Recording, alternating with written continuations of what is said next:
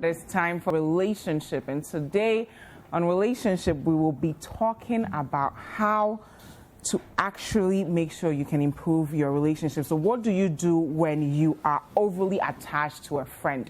So it's not necessarily the person you're romantically involved with, but that attachment, how do you ensure that it is a peaceful one? Throughout the conversation, if you have any questions for us, let us know with the hashtag Breakfast Daily, and the WhatsApp line is 0550585832. If you're outside Ghana, the country code is +233.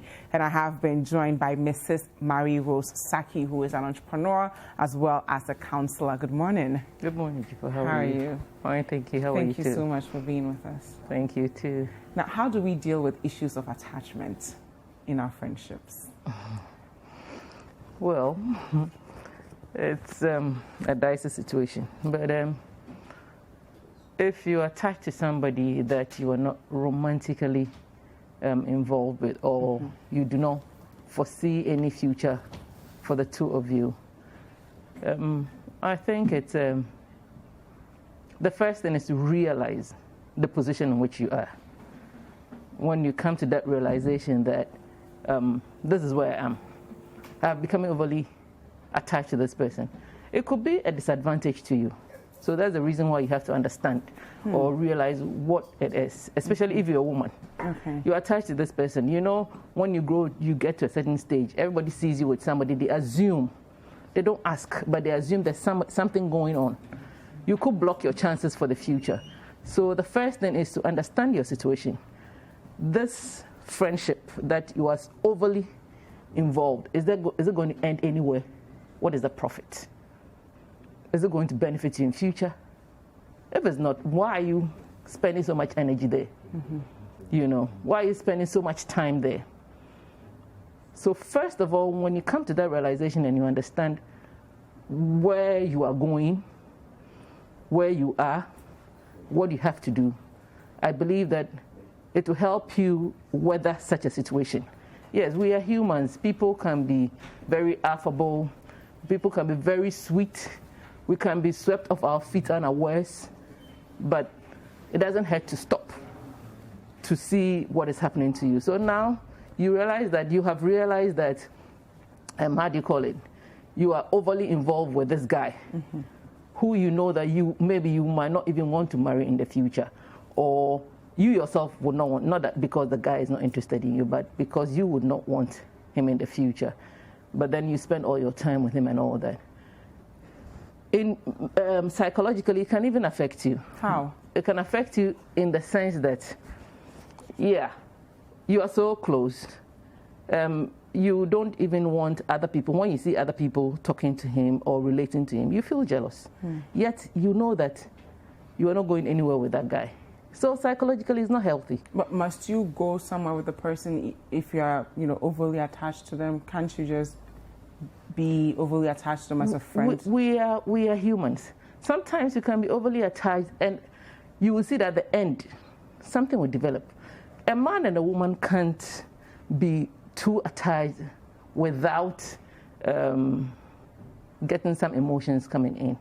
Because how do we develop emotions? Yeah, we have this love at first sight. You've seen somebody you've never seen before. You see you like the person and all that. And then emotions or love develop as we relate to one another. So whatever that's making you this overly attached to the person is because of certain qualities that is showing in your life. You might not want something in the future because of your own personal issues, which could be either positive or negative experiences in the past or whatever.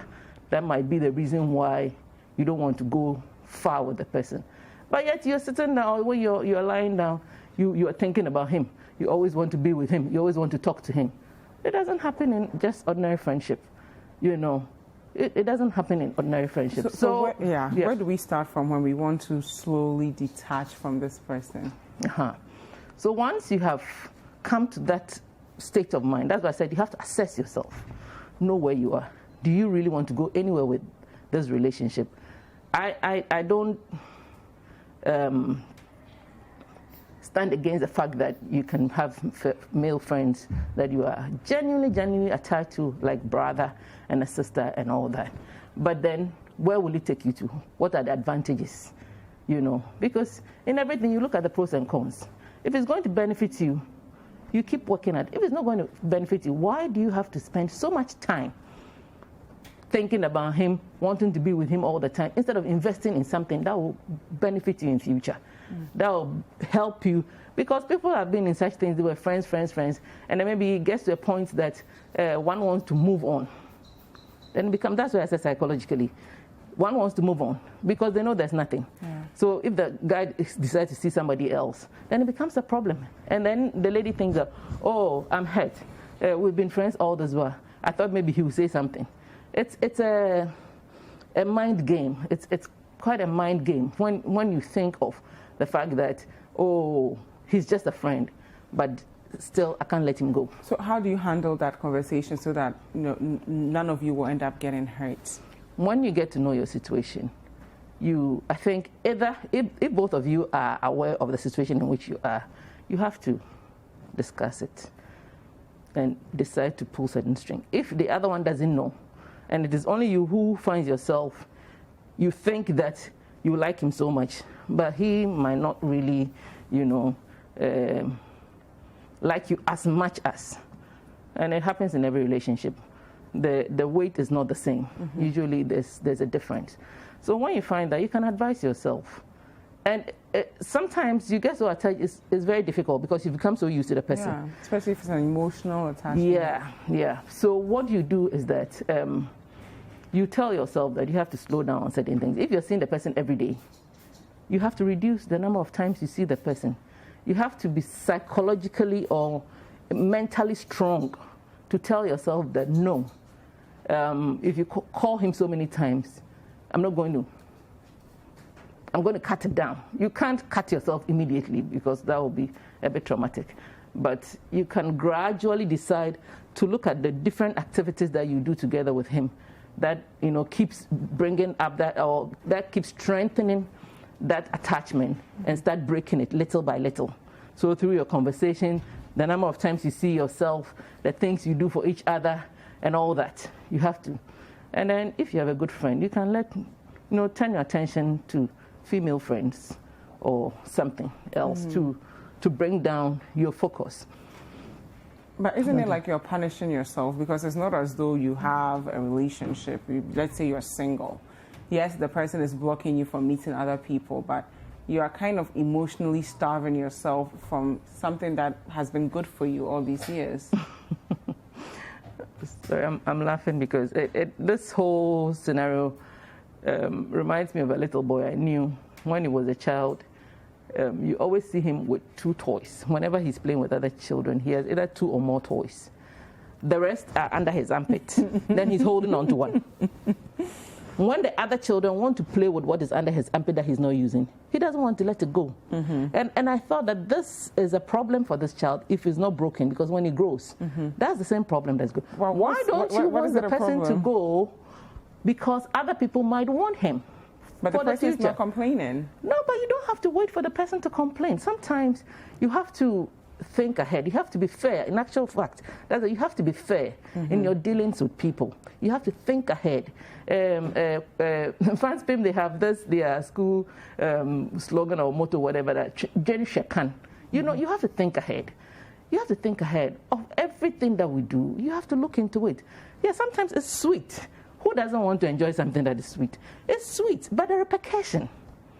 But the repercussion might be on you, on him, or the other person who might come, or the other people who might come into your lives. What if the other people come and you get them to understand that this is my friend, we have an attachment, but they respect that. The attachment to what extent? Like just an emotional attachment, right? And that's where you get your emotional support from. Oh. Don't you think that the other person will be able to understand? No. Somebody might say, okay, I understand, I'll handle it, but with time.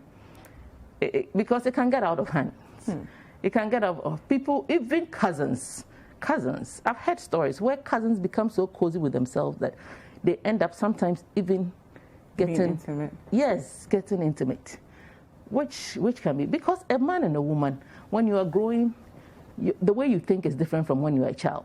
If you were kids and you don't even understand the difference between the male and female and all these emotional stuff and all, it's a different story. But as you're growing, I remember those days when we go to school, I don't know whether that topic is treated, but almost every secondary school where you go, they tell you the changes that occur in me as I grow.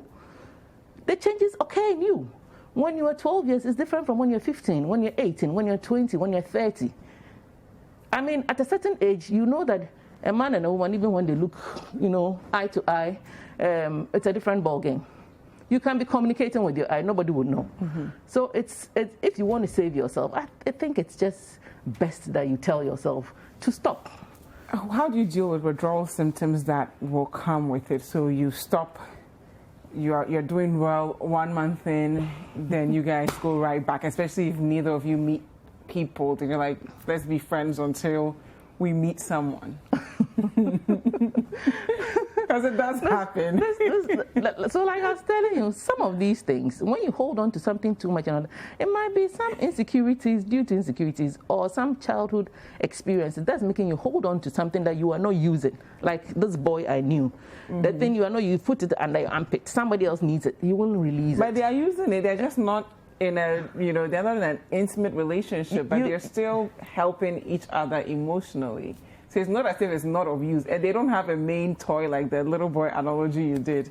The only toy they have is the one under their arms. The only toy they have is that. So that's why you have to make up your mind. Do I want to hold on to this toy? Or I want to let it go so that I get another one that I can really play with? Because this is why you can't play with it all through. It's just hidden under your armpit. It's there. What if it's comfortable under your armpit and you don't want it in your hands yet? Is it so wrong?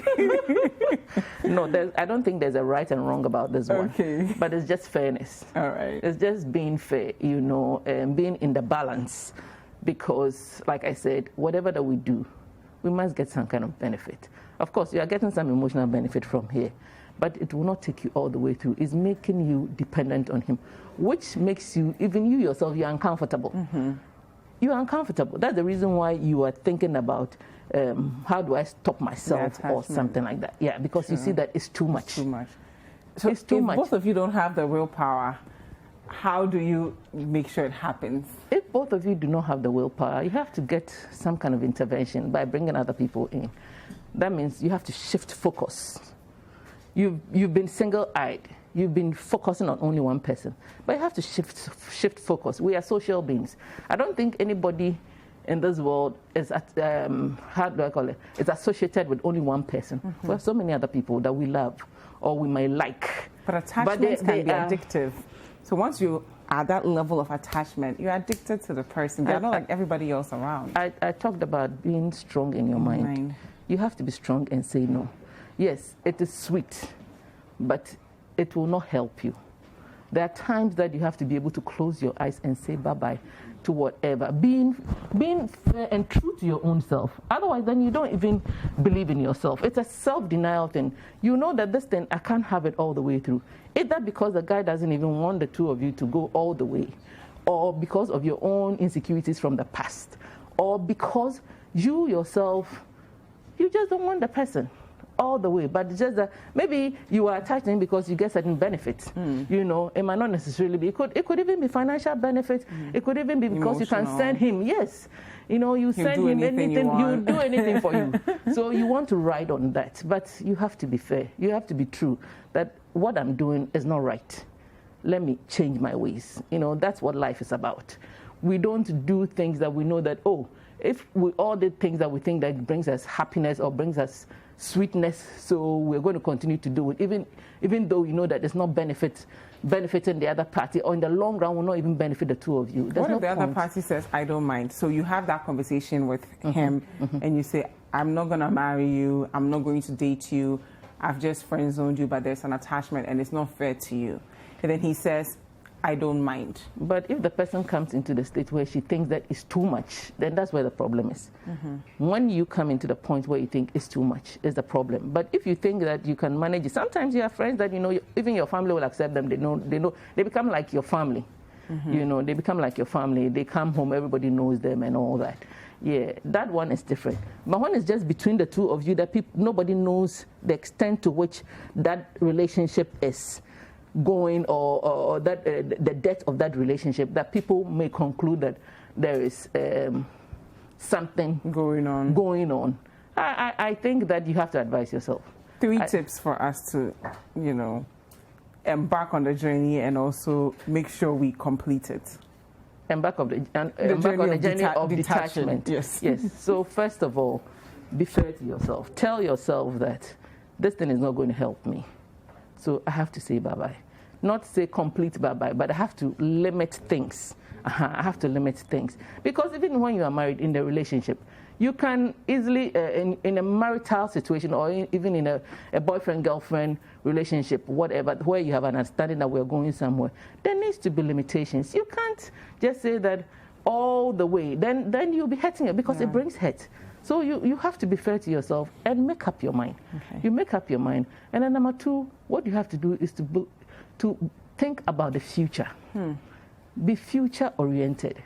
Think about how it's going to benefit you all the way through to the end. What is the benefit of it? Yes, I have friends from my childhood and all that, but the attachment is the point.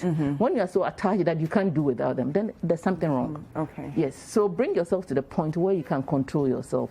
And finally, I'll say that, hey, life is about us.